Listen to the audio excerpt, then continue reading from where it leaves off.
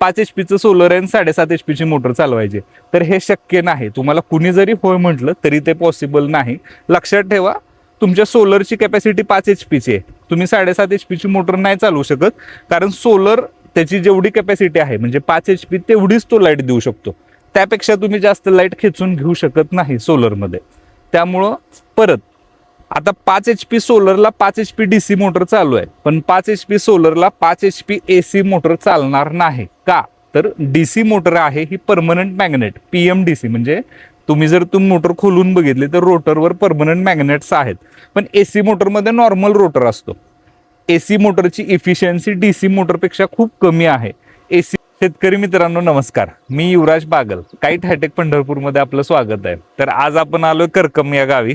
काय नाव तुमचं? गणेश मांजरे यांच्या शेतात. तुम्ही बघत असाल मागं त्यांचं द्राक्षाची बाग आहे, ऊस आहे. इथं त्यांना 7.5 HP सोलर त्यांचं ऑलरेडी बसलेलं आहे, इन्स्टॉल केलेलं आहे. 7.5 HP जी काय सोलरची मोटर आहे ती त्यांनी शेततळ्यामध्ये सोडलेली आहे आणि या सोलरवरती मोटर चालू आहे. पण त्याच्याच शेजारी त्यांचं एक बोर आहे, 400 फूट बोर आहे. त्यामध्ये त्यांनी टॅरो टेक्समोची मोटर सोडलेली आहे. 400 फूट खोलीवरती मोटर सोडलेली आहे आणि साधारणतः किती 15 स्टेजची मोटर आहे. 15 स्टेज 400 फूटची ती बोरची मोटर आहे, 5 HP आहे. आता होतंय काय की त्यांचं जे कनेक्शन आहे हे डीपीच्या सगळ्यात शेवटी आहे. 3 फेजला तिथं व्होल्टेज 180-190 फेज टू फेजच्या दरम्यान येतं आहे आणि एवढ्या कमी व्होल्टेजला म्हणजे आता उन्हाळा आहे, सिस्टीमवर लोड आहे भरपूर आणि कमी व्होल्टेजला मोटर चालत नाहीये. तर ज्या वेळेस सोलरची मोटर बंद असेल त्यावेळेस त्यांना ती 3 फेज लाईटची मोटर चालवायची आहे. टेक्समोची 400 फूटची मोटर वगैरे केबल ते सगळं त्यांनी ऑलरेडी त्यांचा सेटअप चालू आहे. पण सध्या कडक उन्हात काय होतंय की व्होल्टेज कमी येतंय, त्यामुळे ती मोटर फिरत नाही. मग त्यांनी काय केलं की ज्या वेळेस शेततळ्यातली मोटर त्यांना बंद ठेवायची त्यावेळेस ते बोरमधली मोटर चालू करायचं, असा त्यांचा प्लॅन आहे. तर आपण त्यासाठी काय केलंय की हे त्यांचं ऑलरेडी एक्झिस्टिंग सोलर आहे, तुम्ही इथं बघू शकताय. हे सोलरचं कनेक्शन आलेलं आहे. आपण या सोलरला वाय कनेक्टर जोडलेलं आहे. वाय कनेक्टरनं काय केलं की आपण त्यांच्या जे जुनं युनिट आहे त्याला पण लाईट घेतली आणि आपलं जे युनिट आहे त्याला पण लाईट घेतली. आता बरेच लोक सध्या शेतकरी हे VFD ड्राईव्ह बघतायत, म्हणजे सिंगल फेजवर चालवण्यासाठी पण काही जण बघतायत, 2 फेज 3 फेज चालवण्यासाठी पण बघतायत. तर बरेच आता तुम्ही बघत असाल त्या ड्राईव्हवर कंपनीचं नाव लिहिलेलं असतंय, INVT आहे किंवा बऱ्याच कंपन्या आहेत की ज्यांचे ते ड्राईव्ह इन्स्टॉल करतात. तर ड्राईव्ह बद्दल थोडक्यात सांगायचं काय आहे की तुम्ही ड्राईव्ह घेताना नेहमी हा हायर HPचा घ्या. ॲग्रिकल्चरमध्ये लॉजिक, आता हा जो ड्राईव्ह आहे हा आम्ही 10 HP पर्यंत मोटर चालवू शकेल ह्या कॅपॅसिटीचा देतो. म्हणजे कोणतीही मोटर असू दे तुमची, 5 HP 3 HP 7.5 HP. ह्या ड्राईव्हची साईज बघा, ड्राईव्हचा PCB बघा, कनेक्टरची जागा बघा तुम्ही. आता बरेच शेतकऱ्यांना इथं गफलत होते. आपण कनेक्टर आतली ही वायर बघा, ही वायर सेपरेट इंडस्ट्रियल ग्रेडची वायर आहे. कनेक्टरची साईज बघा, कॅपॅसिटर बँक बघा. ड्राईव्हला फॅन आपण देतो तर इथं 2 फॅन आपण सेपरेट दिलेले आहेत. तुम्हाला फॅनचा आवाज प्लस वारं सुद्धा इथं तुम्हाला कळत असेल. तर ह्या सगळ्या गोष्टी का गरजेच्या आहेत, तर ह्या ड्राईव्हवर तुमचं आयुष्य लाईफ खूप आहेत.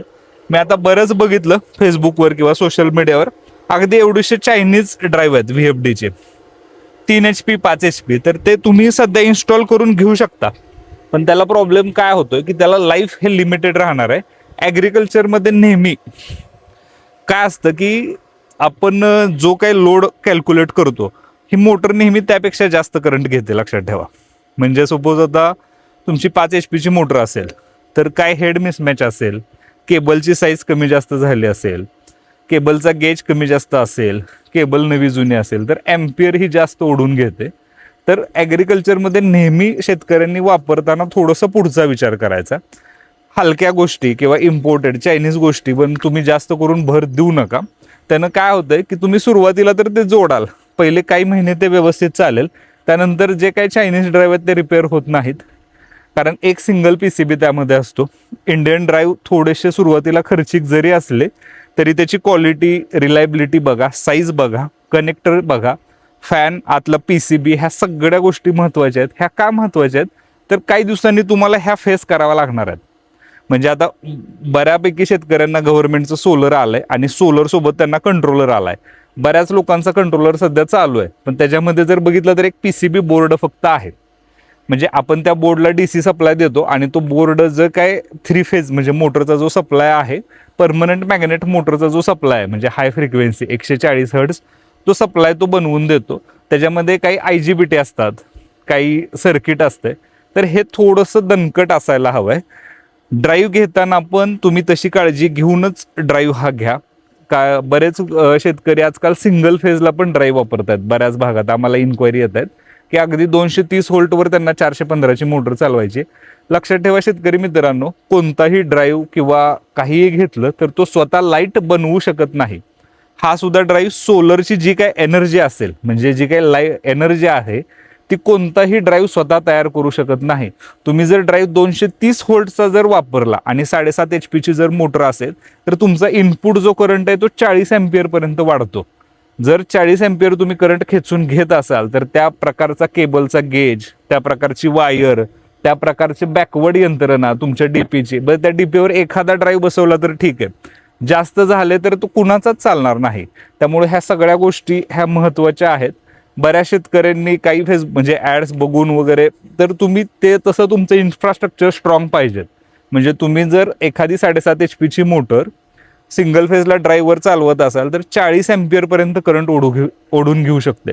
20 HP 25 HP ला चालवत असाल, म्हणजे साधं गणित आहे शेतकरी बांधवांनो, की तुम्हाला जर एखादी 5 HP मोटर चालवायची आहे, 400 व्होल्टला ती जर 10 अँपिअर करंट घेते धरून चला, 300 व्होल्ट आलं तर 12.5-15, म्हणजे जसं व्होल्टेज कमी येईल तसं तुमचं अँपिअर वाढत जातं. पण काही मोटरा ह्या काय असतात की कॉन्स्टंट पॉवर असतात. म्हणजे सपोज एका लिमिटच्या खाली जर व्होल्टेज कमी झालं, म्हणजे 300च्या खाली व्होल्टेज आलं तर ती जास्तीत जास्त 12-13 अँपिअर करंट ओढून घेईल. त्याच्यापेक्षा खाली जर व्होल्टेज आलं तर ती पाणीच म्हणजे मारणार नाही किंवा पाणी कमी होत जाईल आउटपुट डिस्चार्ज. पण ड्राईव्ह काय करतो, तुमच्या मोटरचं व्होल्टेज कॉन्स्टंट मेंटेन ठेवतो.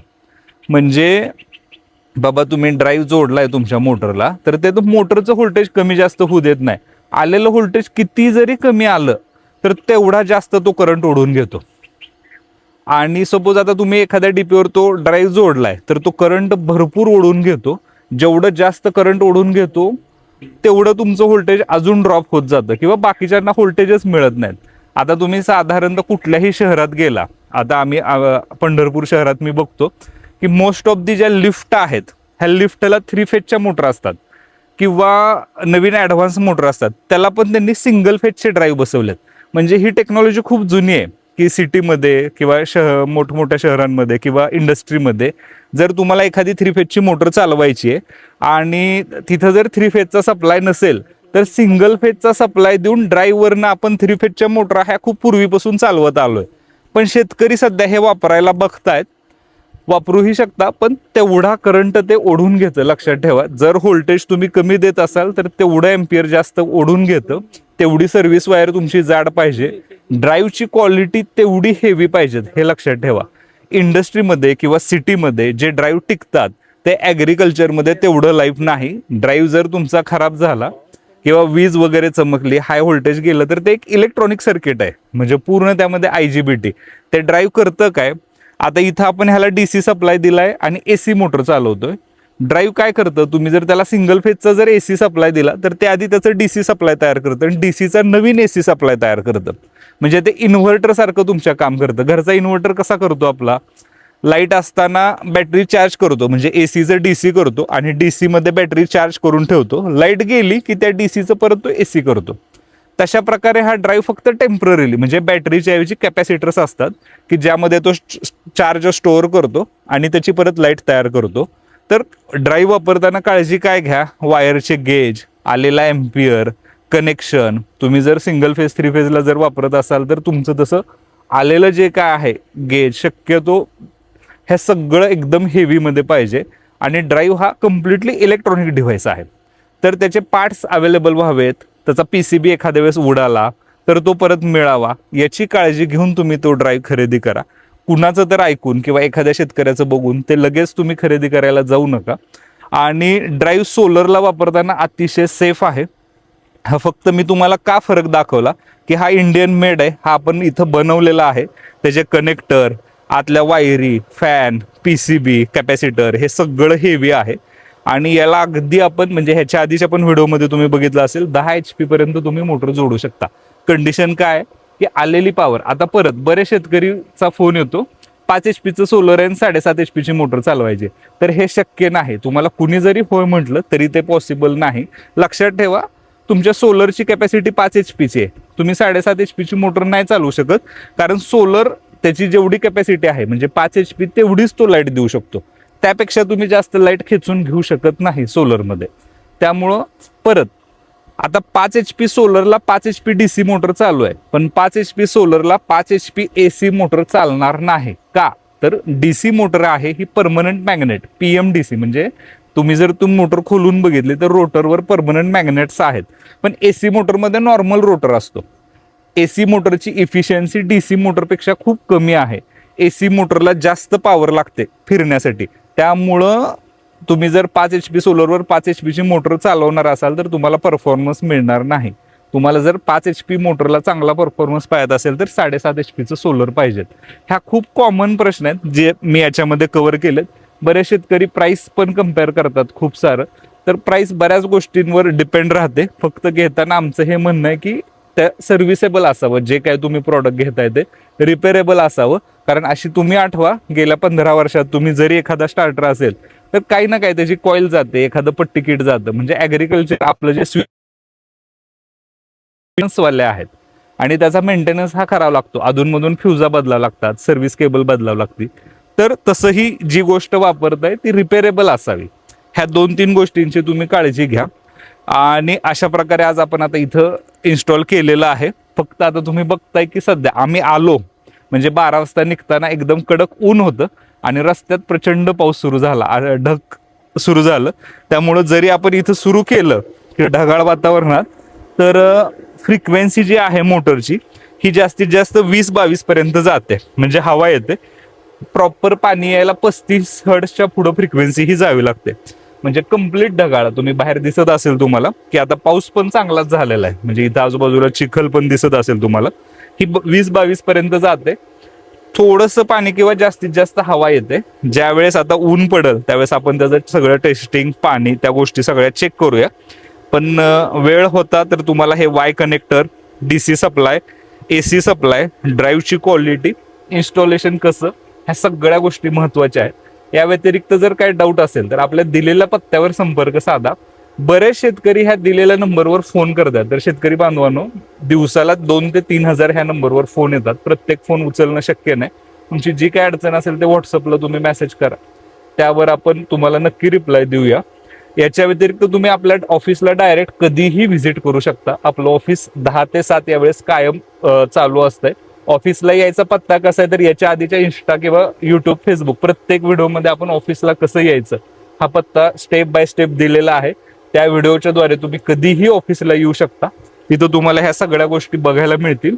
सोलर पंप, हेड 30 मीटर 60 मीटरचे, सोलरचे पंप 3 HP, 5 HP, 7.5 HP, त्याचे head, controller, hybrid controller, DC to DC controller, हे सगळं जे काय सोलरचं, वाय कनेक्टर, सोलरचे कनेक्टर, किंवा तुम्हाला तुमचं कंट्रोलरचं युनिट टेस्ट करायचं असेल. बाबा बऱ्याच शेतकऱ्यांचे आता डाऊट काय आहेत की सोलर प्लेट तर आहेत, युनिटमध्ये प्रॉब्लेम आहे का मोटरमध्ये प्रॉब्लेम आहे हेच कळत नाहीये. तर तुम्ही दोन्ही गोष्टी आपण तिथं चेक करू शकतो. सोलरचं कंट्रोलर पण चेक करू शकतो किंवा सोलरची मोटर पण चेक करू शकतो. तर ह्या सगळ्या गोष्टी तुम्ही डायरेक्टली ऑफिसला येऊ शकता. या व्यतिरिक्त जर काय डाऊट असेल तर आपल्या दिलेल्या पत्त्यावर संपर्क साधा. धन्यवाद.